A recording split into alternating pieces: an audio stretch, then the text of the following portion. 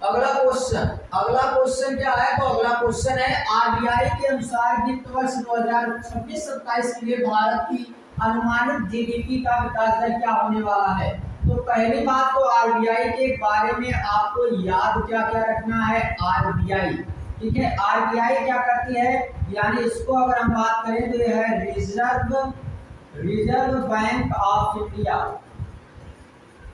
Reserve bank of India को हम RBI के नाम से जानते हैं। ये भारत का सबसे बड़ा बैंक, राष्ट्रीय बैंक है। इसके बारे में एक चीज ये याद रखना है कि हर साल, ठीक है, यानी कि प्रत्येक वर्ष अगर हम बात करते हैं तो हर साल इसमें क्या करता है,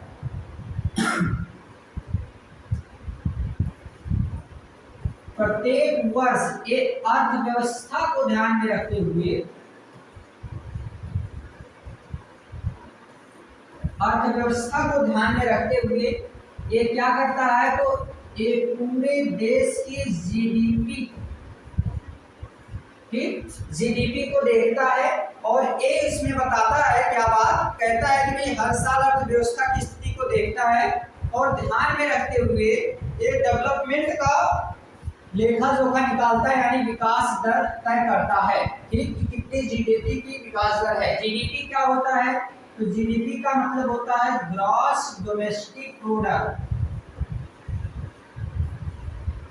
ग्रॉस डोमेस्टिक प्रोडक्ट इसको कहा जाता है। ग्रॉस डोमेस्टिक प्रोडक्ट का मतलब है सकल घरेलू उत्पाद।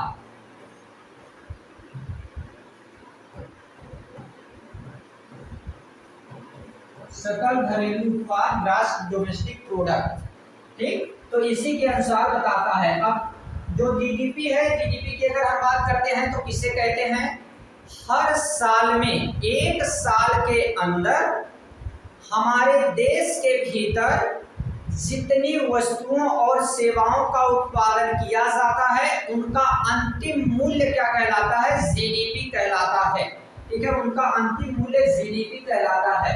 एक मिनट का समय देंगे, थोड़ा सा हम फैन को ऑफ कर देते हैं, मेरी वॉइस सही नहीं होगी, हम थोड़ा फैन को ऑफ करके फिर आपको बता देते हैं।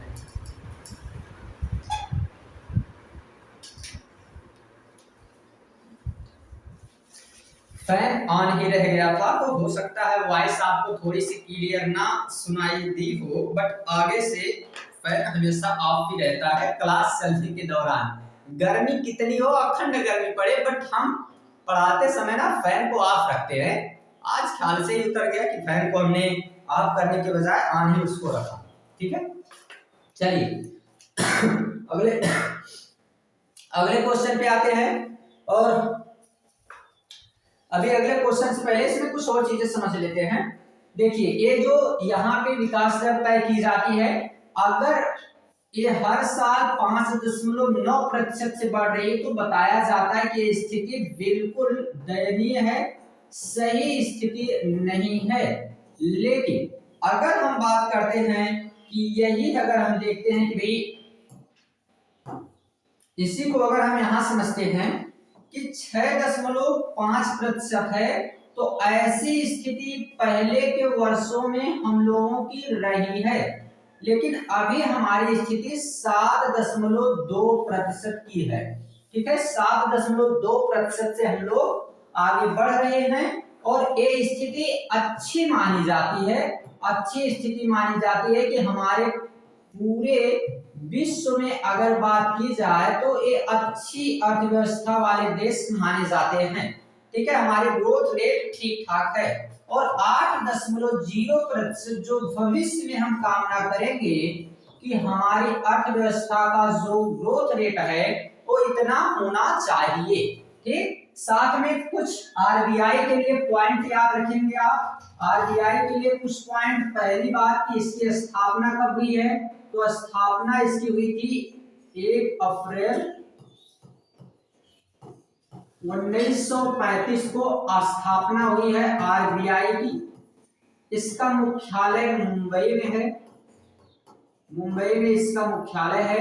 और शशिकांत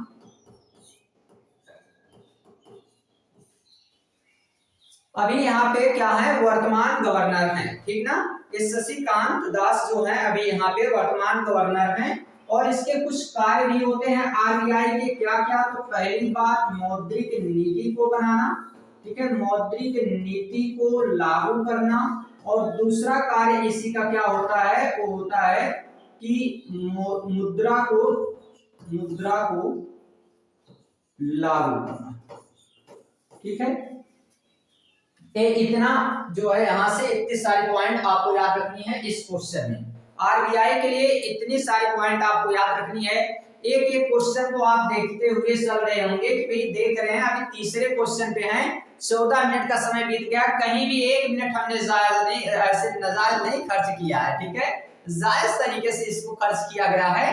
बट यहाँ पे सारी चीजें आपको पढ़ाई जा रही हैं, डिटेल एनालिसिस किया जा रहा है, इसलिए इसमें समय लग सकता है, ठीक है। चलिए अगले क्वेश्चन पे आते हैं, और ये सभी ना बहुत ही इंपॉर्टेंट है एग्जाम के पॉइंट ऑफ व्यू से, ठीक।